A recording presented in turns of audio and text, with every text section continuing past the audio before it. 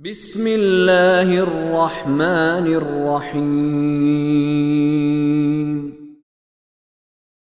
وما كان لمؤمن أن يقتل مؤمنا إلا خطأ ومن قتل مؤمنا خطأ فتحرير رقبة مؤمنة ودية مسلمة إلى أهله إلا أن يصدقوا فإن كان من قوم عدو لكم وهو مؤمن فتحرير رقبة مؤمنة وإن كان من قوم بينكم وبينهم ميثاق فدية مسلمة إلى أهله وتحرير رقبة مؤمنة فمن لم يجد فصيام شهرين متتابعين توبة من الله وكان الله عليما حكيما۔ سورۃ النساء کی آیت نمبر 92 سے 92 سے وما كان لمؤمن ان يقتل مؤمنا الا خطأ، اور کسی مومن کو یہ حق نہیں ہے کہ وہ کسی دوسرے مومن کو قتل کر دے مگر غلطی سے۔ ایک صحابی رسول تھا، جب وہ مکہ میں تھا تو ایک شخص ابو جہل کے ساتھ مل کر اس پر تشدد کیا کرتا تھا، ظلم کیا کرتا تھا۔ ہجرت ہو گئی، جب ہجرت ہوئی تو اس شخص نے بھی جو تشدد کرتا تھا اس دوسرے مسلمان پر، اس نے بھی اسلام قبول کر لیا، لیکن اس پہلے کو پتہ نہیں تھا۔ یہ ہجرت کر کے مکہ سے مدینہ جا رہا تھا رسول اللہ کے پاس جانے کے لیے، راستے میں کہیں اس نے دیکھ لیا، یہی زمانہ جنگ تھا، تو اس نے اسے قتل کر دیا۔ جب قتل کر دیا تو اس کو بعد میں پتہ چلا کہ یہ تو اسلام قبول کر کے ہجرت کر کے جا رہا ہے، تو اس نے جا کے رسول اللہ کو پھر معاملے کی اطلاع دی، تو یہ آیات اتری کہ جس میں اگر کوئی مومن خطا سے کسی مومن کو قتل کر دے تو پھر اس کا کفارہ اور وہ چیزیں کیا ہوں، اور اگر جان بوجھ کے مارے گا تو پھر اللہ تعالیٰ کیا کرے۔ خاص طور پہ جو کرائے کے قاتل ہوتے ہیں آج کل عام ہو گئے، چند روپوں کے لیے قتل کر دیتے۔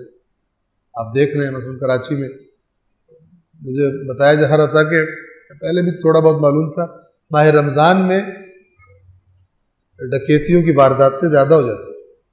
عجیب ہے کہ بعض موقعوں پر سڑکیں ویران ہوتی ہیں، یا سحری کے ٹائم مثال کے طور پہ بعض لوگ وارداتیں کرتے ہیں ماہ رمضان میں۔ تو یہ آیات انشاءاللہ توجہ کے ساتھ سنیں گے۔ کسی مومن کو یہ حق نہیں کہ وہ کسی دوسرے مومن کو قتل کر دے مگر غلطی سے، خطا ہو، اسے پتہ نہ چلے۔ وَمَنْ قَتَلَ مُؤْمِنًا خَطَأً، اور جو شخص کسی مومن کو خطا سے، غلطی سے قتل کر دے، وہ ایک مومن غلام کو آزاد کر اور مقتول کے ورثاء کو دیت ادا کر، خون بہا کہتے ہیں اس کو۔ غلام آزاد کرے، مقتول کے ورثاء کو خون بہا ادا کرے، مگر یہ کہ وہ معاف کر دے، وہ خود معاف کر دے، اس وجہ سے کہ اس کی غلطی نہیں ہے، اس نے خطا سے۔ اگر وہ معاف نہ کرے تو اس کو دیت بھی دینی پڑے۔ فَإِن كَانَ مِن قَوْمٍ عَدُوٍّ لَكُمْ وَهُوَ مُؤْمِنٌ، اب اوورآل احکامات بیان کی جائے۔ اگر وہ کسی ایسی قوم سے ہو کہ جو تمہاری دشمن ہے، تمہاری دشمنی ہے ان کے ساتھ، لیکن ہو مومن، اور اس کو خطا سے مار بیٹھو، جان بوجھ کے نہیں، خطا سے مار بیٹھو۔ البتہ یاد رکھیے، اگر دو مسلمانوں کی آپس میں ایک نے دوسرے پہ چڑھائی کی ہوئی ہے، وہاں پہ تو مارنے میں کوئی وہ مسئلہ نہیں، وہاں پہ یہ نہیں چونکہ مومن بھائی آ رہا ہے کہتا گولی مار دے، مجھے کچھ بھی نہیں کرنا، ایسا ہرگز بھی نہیں ہے، اسلام ایسا نہیں کہتا۔ بلکہ وہاں پہ اسلام نے حکم بیان کر دیا ہوا ہے کہ اگر ایک مسلمانوں کا گروہ دوسرے پر چڑھ دوڑے تو جس نے زیادتی کی ہے تم سب اس سے قتال کرو جب تک کہ اللہ کے حکم کے آگے سر نہیں جھکا۔ سب احکامات اپنی جگہ پر بیان شدہ۔ یہ خطا سے مارنے کی بات ہو رہی ہے، غلطی سے اگر ہو جائے۔ اگر ایسی قوم سے ہو کہ وہ تمہاری اگر وہ مقتول تمہاری دشمن قوم سے تھا لیکن مومن تھا، اب قتل کرنے والا کیا کرے گا؟ ایک مومن غلام آزاد کرے، دیت نہیں دے گا، دیت نہیں دے گا۔ البتہ ان سب کی تفصیلات فقہی کتابوں میں موجود ہیں۔ اور اگر وہ مقتول ایک ایسی قوم سے تعلق رکھتا تھا جس کے ساتھ تمہارا معاہدہ تھا، تمہارا معاہدہ تم نے معاہدہ کیا ہو، تو اس کے ورثاء کو خون بہا دیا جائے اور ایک غلام آزاد کیا جائے۔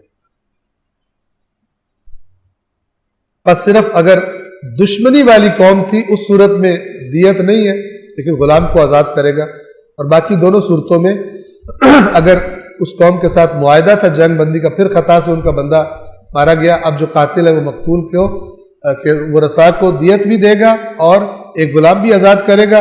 اور پھر فرمایا کہ جس سے غلام میسر نہ ہو وہ 2 ماہ مسلسل روزے رکھے۔ یہ اللہ کی طرف سے توبہ ہے، اس کو توبہ کرنے کے لیے وہ 2 ماہ روزہ رکھے۔ وَكَانَ اللَّهُ عَلِيمًا حَكِيمًا، اور اللہ بہت علم رکھنے والا اور بہت حکمت والا ہے۔ اب جو جان بوجھ کے کسی مومن کو مار ڈالے، اور یہاں پہ یہ نہیں ہے کہ جس کو مار دو کہا یہ کون سا مومن تھا میں جانتا ہوں، نہ، یہ حکم ظاہر ہے۔ توجہ فرما رہے ہیں، یہ حکم ظاہر ہے، ورنہ کہیں گے جناب کہ دوسرے مسلک والا تو مومن ہی نہیں ہوتا، یہ ہماری میڈ ان چائنا ڈیفینیشنز نہیں ہے۔ توجہ فرما رہے ہیں، وہ جو بھی مسلمان ہے وہ مومن ہے، اللہ پر ایمان رکھنے والا، رسول اللہ پر ایمان رکھنے والا، ٹھیک ہے نا، وہ مومن ہے۔ یہ 2 شہادتیں جو پڑھتا ہے، یہ اس میں شیعہ علماء سوائے جو اللہ رسول سے بھی زیادہ مسلمان ہو جاتے ہیں ان کی بات الگ ہے، ٹھیک ہے نا، اور حضرت علی سے بھی زیادہ کوئی شیعہ ہو جائے تو اس کی بات الگ ہے، لیکن جو حکم ہے وہ ظاہر کا حکم ہے، اس معاملے میں ظاہر پہ حکم لگایا جائے، ورنہ تو اب فرقہ واریت کی کینچی نے اور اس کے زہر نے ہر چیز کی شکل بدل دی، اسلام کے احکام کو مسخ کر کے رکھ دیا اس فرقہ واریت نے۔ پہلے بندے کو کافر بناؤ، دوسرے فرقے والے کو، دوسرے مسلک والے کو، پھر اس کی جان مال ناموس وہ سب تم پہ حلال ہے۔ کچھ جانور یہ حرکتیں کرنے کے لیے دوسرے مسالک کے بارے میں اس قسم کی باتیں گھڑ لیتے ہیں اور ایسی درندگی کرتے ہیں کہ جس کا یہاں پہ ذکر کرنا بھی مناسب نہیں ہے۔ ہر فرقے میں، ہر مسلک میں ایسے جانور پائے جاتے ہیں کہ جو جن کو کچھ گمراہ کرنے والے یہ گمراہ کر دیتے ہیں، تم دین کی خدمت، دین کی خدمت ہے، باقی یہ حلال ہے تم پر، حلال ہے تم پر، جو مرضی کرو ان کے ساتھ۔ اللہ العلی العظیم۔